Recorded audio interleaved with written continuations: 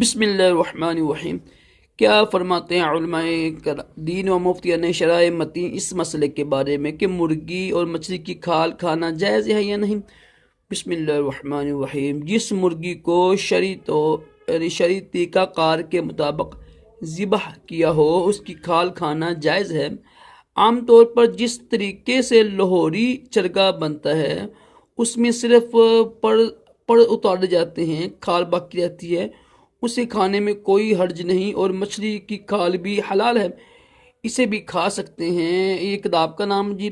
ترجمہ ذبح شرعی گوشت اور کھال کو پاک کر دیتا ہے، جبکہ یہ اس کے اہل سے اس کے محل پہ واقع ہو۔ ذبح کے محل سے مراد گلے اور جبڑوں کے درمیان کا حصہ ہے، اس حال میں کہ اس پر بسم اللہ شریف پڑھی ہو۔ اس طرح کے وہ جانور کھایا جاتا ہے تو وہ ذبح شرعی کی وجہ سے اس کا کھانا جائز ہے۔ نہ سمجھ لگے کسی سے پوچھ لے کرے، جو مفتی ہوتی ہے نا یعنی سنی عالم، ان سے پوچھا کرے گا، نہ سمجھ لگے تو آپ کو بار بار پڑھ لیں، آپ اوپر لکھا ہوا ہے، اردو میں لکھا ہوا ہے، ٹھیک ہے۔ مچھلی کے متعلق ایک کتاب میں لکھا ہوا ہے شرح، یہ جو ہے نا ہادیہ، یہ بہت مشہور کتاب ہے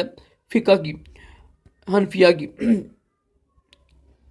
ہادیہ، پتہ نہیں ہادیہ نام ہے، چلیں۔ نیز ہمارے نزدیک مچھلی کے تمام جزا یعنی جو سوائب ہوتے ہیں جو وہ ہوتی ہے جی کھانا وغیرہ چیز ہوتی ہے، اس کے کھاتا نہیں حلال کھانا ہے۔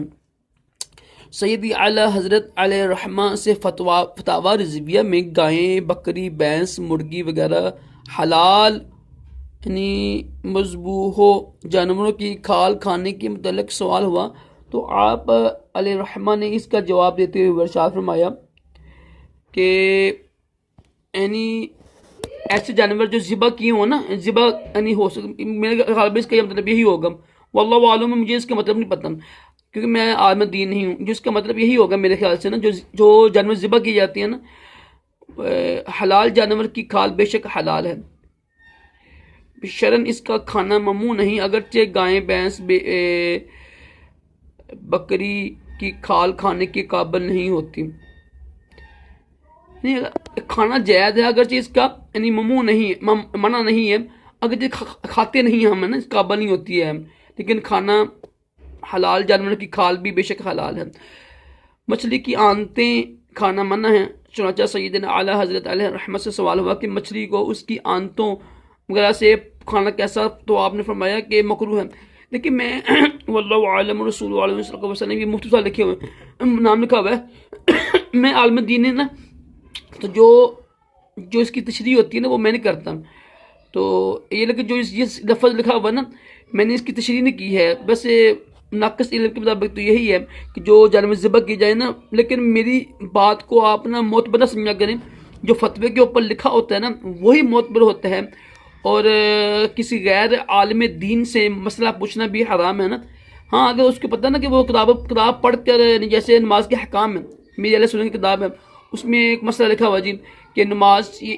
اس کے عمل سے نماز ٹوٹ جاتی ہے، تو میں آپ کو بتاؤں گا کہ میں نے پڑھا ہوا ہے 100%، ٹھیک ہے، بغیر میں نے آپ میری بات سمجھ لگے ہوں گے نا، کہ جو فتویٰ لکھا ہوتا ہے نا میں صرف وہ پڑھ کے سناتا ہوں آپ کو، اپنے پاس کوئی ایک لفظ نہیں بتاتا نہیں ہے، کوئی جو لفظ نہ سمجھ لگے کہ وہ کسی سنی عالم دین سے پوچھ لیں آپ، یا بار بار پڑھ لیں آپ، ٹھیک ہے۔ اللہ پاک ہم سب کو بھی علم نافع عطا کرے۔ صلو علی الحبیب صلی اللہ علیہ وسلم۔